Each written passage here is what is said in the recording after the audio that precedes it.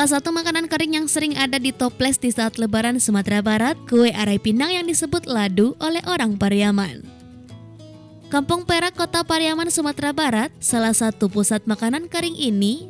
Hampir tiap rumah di Kampung Perak, Kota Pariaman, membuat makanan kering ini untuk dijadikan oleh-oleh atau kue pesanan untuk Lebaran. Neti, salah seorang penghasil ladu di Kota Pariaman, mengakui seminggu menjelang Lebaran, sudah banyak pesanan dari berbagai daerah di Sumatera Barat dan berbagai daerah lain di Indonesia.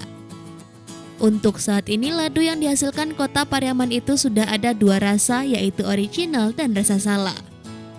Untuk original bahannya hanya tepung beras, telur, dan garam. Sementara untuk rasa sala, selain tepung beras, telur, garam, ada bawang putih, bawang merah, cabai, kunyit, dan ikan asin.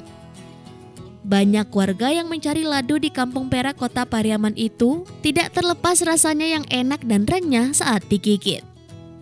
Mereka membeli ladu selain untuk kebutuhan di rumah saat Lebaran, juga banyak dikirim ke luar daerah. Selain ladu, Kampung Perak, Kota Pariaman juga menghasilkan kue kering khas Minangkabau lainnya.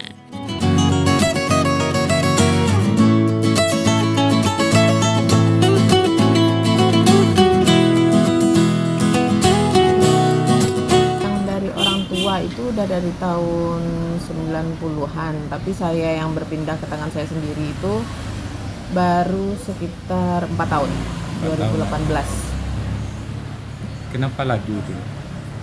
Ladu itu soalnya ciri khas dari Kota Pariaman, kuliner atau oleh-olehnya itu ladu.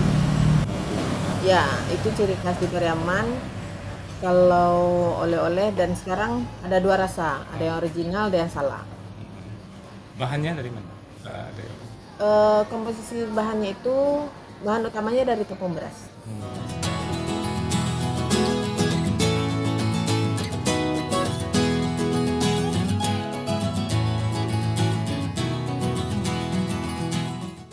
Dari Pariaman, Sumatera Barat, Eka Agus Priadi, iNews melaporkan.